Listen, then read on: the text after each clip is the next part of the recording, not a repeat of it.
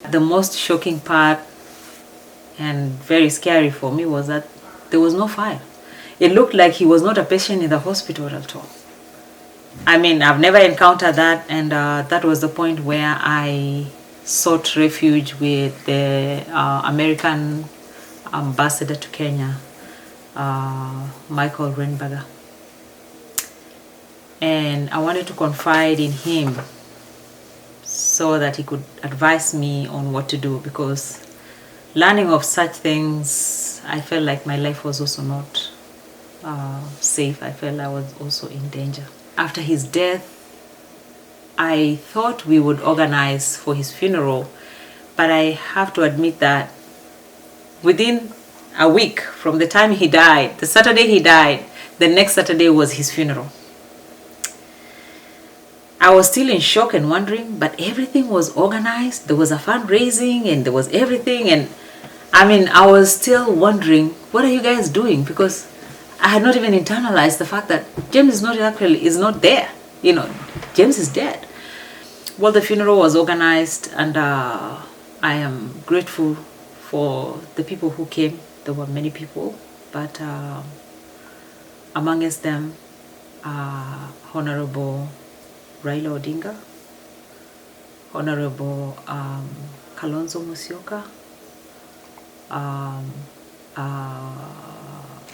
William Ruto being the Member of Parliament for Eldoret North. There's no way he could miss to be in the funeral. So he was there. During the speeches, I realized that Mheshimiwa Ruto was put as one of those to speak. And I requested the pastor that if they could kindly remove him as one of the speakers in church. It was unfortunate because the pastor didn't act fast, and they, at the point when they were calling on him to speak, is when the pastor was excusing him, telling him, no, the family has requested that you don't speak, because of how he had threatened my husband, James, before, and my own feelings of this man who was not really our friend, now coming and posing like our friend. Then we had another funeral service in Eldoret town, and I did the same thing because I wasn't involved in all this organizing of the funeral. I had to come in the last minute to request.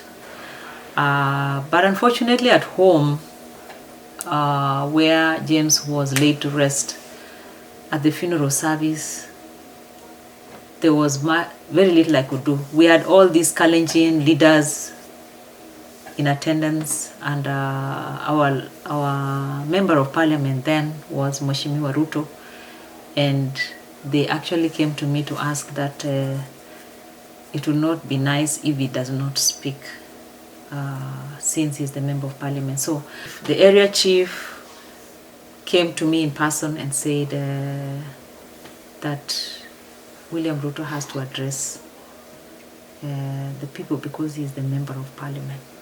Present at the funeral was Mheshimiwa Raila Odinga, Mheshimiwa Kalonzo Musyoka, and many others. I may not mention all of them. Mheshimiwa Gideon came to give his pole, and also from Mzee Moi.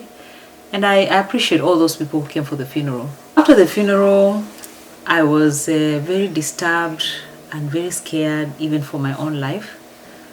There were many things that were not adding up, and the mysterious death of my husband James, all these the mysterious arrangement of his funeral and everything else happening, I was scared, and I did share with the leaders of the church, and I also shared with Mheshimiwa, the ambassador then for the US, Renberger. I also reported to the nearest police station because I had a situation, 2 incidences that just happened almost immediately. One of them was that Mheshimiwa Ruto's wife, Rachel, just showed up in my house on a Saturday morning. And, you know, the children, the way they wake up and they just go outside to play, the door was open, the gate was open, you know, and my house help comes to me and says, there's a visitor.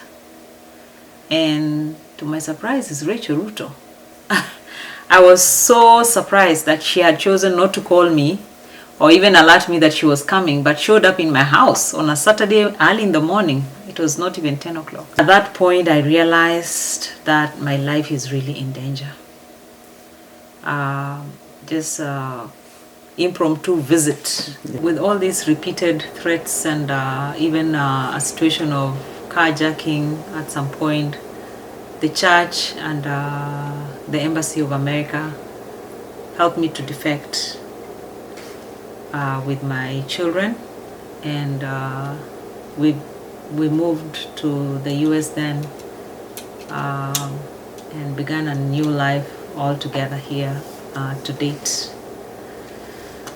It's been over 10 years since we were here, and we have lived here as refugees. My name is Reverend Victoria Bett, and I am the widow of the chairman of IMO, the late James Bett.